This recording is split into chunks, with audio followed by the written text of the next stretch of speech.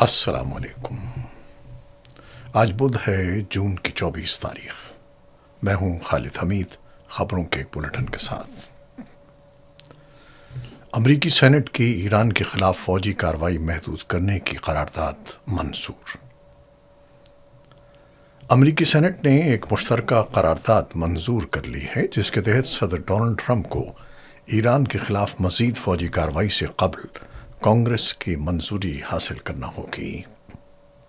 قرارداد کے حق میں 50 جبکہ مخالفت میں 48 ووٹ ڈالے گئے۔ رپورٹس کے مطابق یہ قرارداد رواں ماہ کے آغاز میں ایوان نمائندگان سے بھی منظور ہو چکی تھی۔ امریکی سینٹ میں ریپبلکن پارٹی کو اکثریت حاصل ہے، تاہم قرارداد کی منظوری کو کانگریس کے جنگی اختیارات کے استعمال کے تناظر میں اہم پیش رفت قرار دیا جا رہا ہے۔ دوسری جانب سینٹ میں ڈیموکریٹ رہنما چک شومر نے صدر ٹرمپ کی ایران پالیسی پر سخت تنقید کی ہے۔ سینٹ سے خطاب کرتے ہوئے انہوں نے کہا کہ ایران کے ساتھ جنگی صورتحال نے امریکی عوام کو غیر یقینی افراتفری اور اضافی مالی بوجھ کے سوا کچھ نہیں دیا۔ چک شومر کا کہنا تھا کہ جنگ کے تسلسل کے ساتھ امریکی عوام کے اخراجات میں اضافہ ہوتا جا رہا ہے اور ٹرمپ انتظامیہ اپنے طے کردہ بیشتر اہداف حاصل کرنے میں ناکام رہی ہے۔ انہوں نے یہ بھی الزام عائد کیا کہ صدر ٹرمپ، نائب صدر جے ڈی وینس اور وزیر خارجہ نے عوام کو صورتحال سے متعلق مکمل آگاہ نہیں کیا اور ممکنہ معاہدوں یا سمجھوتوں کی تفصیلات سامنے نہیں لائی گئیں۔ ڈیموکریٹ رہنما نے مطالبہ کیا کہ ایران سے متعلق فوجی مہم کا خاتمہ کیا جائے اور کہا کہ ان کے نزدیک یہ جنگ شروع ہی نہیں ہونی چاہیے تھی۔ اسلام آباد مفاہمتی یادداشت ایرانی عوام کی استقامت کی علامت قرار۔ ایران کے چیف مذاکرات کار محمد باقر قالیباف نے کہا ہے کہ اسلام آباد مفاہمتی یادداشت کسی دباؤ یا جبر کا نتیجہ نہیں، بلکہ ایرانی قوم کی مزاحمت، استقامت اور قومی طاقت کا مظہر ہے۔ آذربائیجان میں OIC پارلیمانی یونین کے اجلاس سے خطاب کرتے ہوئے محمد باقر قالیباف نے کہا کہ یہ یادداشت امریکہ کی پالیسیوں کی ناکامی کی علامت بن چکی ہے۔ انہوں نے زور دیا کہ خطے کے ممالک کو اپنی سلامتی کے معاملات خود سنبھالنے چاہیے اور بیرونی مداخلت کو مسترد کرنا چاہیے۔ انہوں نے مزید کہا کہ ایران خطے کے تمام ممالک کے ساتھ باہمی احترام اور خود مختاری کے اصولوں کی بنیاد پر تعاون بڑھانے کے لیے تیار ہے۔ دوسری جانب ایران اور امریکہ کے درمیان حالیہ معاہدے کے تناظر میں خلیجی اتحادی ممالک کو اعتماد میں لینے کے لیے امریکی وزیر خارجہ مارکو روبیو ابوظبی پہنچ گئے ہیں۔ امریکی میڈیا کے مطابق واشنگٹن کی جانب سے خلیجی ممالک کو سیکیورٹی سے متعلق یقین دہانیاں کرائے جانے کا امکان ہے۔ ابوظبی میں صحافیوں سے گفتگو کرتے ہوئے مارکو روبیو نے کہا کہ آبنائے ہرمز ایک بین الاقوامی آبی گزرگاہ ہے اور عالمی قوانین کے تحت کسی بھی ملک کو اس پر ٹول یا فیس عائد کرنے کا اختیار حاصل نہیں ہے۔ ان کا کہنا تھا کہ بین الاقوامی آبی راستوں پر محصولات نافذ کرنا عالمی قانون کی خلاف ورزی تصور ہوگا۔ امریکی وزیر خارجہ نے کہا کہ خطے کے بیشتر ممالک اس موقف کی حمایت کرتے ہیں۔ انہوں نے مزید کہا کہ ایران کو ایک انقلابی تحریک کے بجائے ایک ذمہ دار ریاست کے طور پر کردار ادا کرنا ہوگا، کیونکہ اس صورت میں ترقی اور استحکام کے وسیع مواقع موجود ہیں۔ مارکو روبیو نے خطے میں سرگرم ایران نواز گروہوں کی کارروائیوں پر بھی تشویش کا اظہار کرتے ہوئے کہا کہ جب تک ایسے حملے جاری رہیں گے، علاقائی کشیدگی میں کمی ممکن نہیں۔ انہوں نے عراق سے ہونے والے میزائل اور ڈرون حملوں کو بھی علاقائی امن کے لیے خطرہ قرار دیا۔ یاد رہے کہ عمان اور ایران نے منگل کے روز جاری مشترکہ اعلامیہ میں آبنائے ہرمز کے مستقبل کے انتظام اور وہاں فراہم کی جانے والی خدمات کے عوض وصول کی جانے والی فیس کے نظام کا جائزہ لینے پر اتفاق کیا تھا۔ ایران کا عالمی ایٹمی توانائی ایجنسی کو حملوں سے متاثرہ جوہری پلانٹس کا معائنہ کرانے سے انکار۔ ایران نے عالمی ایٹمی توانائی ایجنسی کو حالیہ امریکی اور اسرائیلی حملوں سے متاثر ہونے والی جوہری تنصیبات کے معائنے کی اجازت دینے سے انکار کر دیا ہے۔ ایرانی وزارت خارجہ کے ترجمان اسماعیل بقائی نے اپنے بیان میں کہا کہ فردو، نتانز اور اصفہان میں واقع جوہری مراکز کا معائنہ فی الحال IAEA کو نہیں کرنے دیا جائے گا۔ انہوں نے ان اطلاعات کی بھی تردید کی جن میں سوئٹزرلینڈ میں IAEA کے ڈائریکٹر جنرل کے ساتھ کسی ملاقات کا ذکر کیا گیا تھا۔ دوسری جانب آبنائے ہرمز میں موجود سینکڑوں تجارتی جہازوں اور تقریباً 11,000 ملاحوں کے محفوظ انخلاء کے لیے بڑے پیمانے پر آپریشن شروع کر دیا گیا ہے۔ انٹرنیشنل میری ٹائم آرگنائزیشن IMO کے مطابق یہ کارروائی ایران، عمان، امریکہ اور خطے کے دیگر ممالک کے تعاون سے انجام دی جا رہی ہے۔ IMO کے سیکرٹری جنرل آرسینیو ڈومینیگیس نے کہا کہ ضروری سیکیورٹی ضمانتیں حاصل کر لی گئی ہیں اور بحری نقل و حرکت کی بحالی کے لیے حالات کا تفصیلی جائزہ لیا جا چکا ہے۔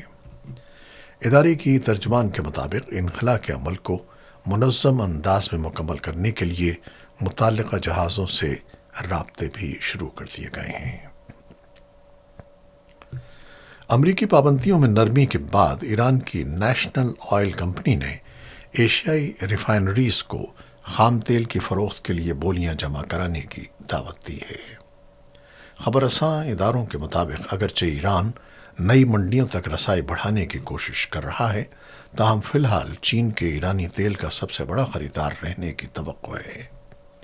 ماہرین کا کہنا ہے کہ بڑی ایشیائی ریفائنریز کے پاس پہلے ہی خام تیل کے وافر ذخائر موجود ہیں، جبکہ مشرق وسطیٰ کے دیگر تیل پیدا کرنے والے ممالک بھی اپنے خریداروں کو موجودہ سالانہ معاہدوں کے تحت خریداری جاری رکھنے پر زور دے رہے ہیں۔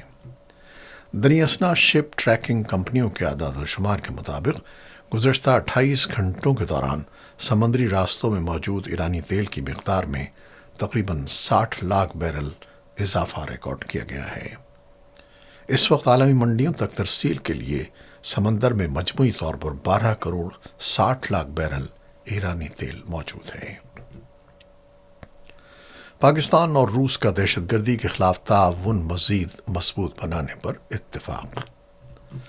پاکستان اور روس نے علاقائی دہشت گردی کے خطرات سے نمٹنے کے لیے مشترکہ کوششوں کی ضرورت پر زور دیتے ہوئے انسداد دہشت گردی تعاون اور سیکیورٹی روابط کو مزید مضبوط بنانے پر اتفاق کیا ہے۔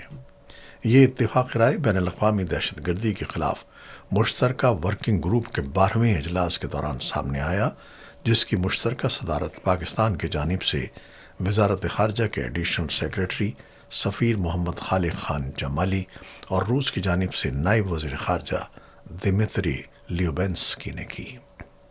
اجلاس میں دونوں ممالک کے وفود نے علاقائی سلامتی کی مجموعی صورتحال کا جائزہ لیا، بالخصوص افغانستان سے جنم لینے والے سرحد پار سیکیورٹی چیلنجز اور دہشت گردی کے ممکنہ خطرات پر تفصیلی تبادلہ خیال کیا گیا۔ فریقین نے اس بات پر زور دیا کہ خطے میں امن و استحکام کے لیے مربوط حکمت عملی اور باہمی تعاون ناگزیر ہے۔ مقبوضہ کشمیر میں جماعت اسلامی کے ارکان کے خلاف کریک ڈاؤن۔ بھارت کے زیر انتظام جموں و کشمیر کے ضلع کولگام میں بھارتی سیکیورٹی فورسز نے جماعت اسلامی کے ارکان کے خلاف بڑے پیمانے پر سرچ اور تلاشی کی کارروائیاں کی ہیں۔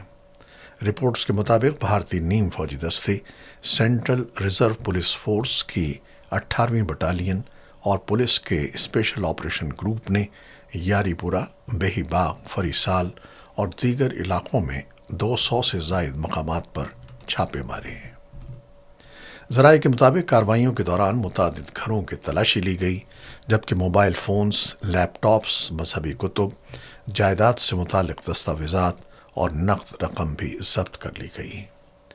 بعض افراد سے پوچھ گچھ کی گئی، جبکہ کچھ کو مختلف قانونی دفعات کے تحت حراست میں لیے جانے کی اطلاعات بھی سامنے آئی ہیں۔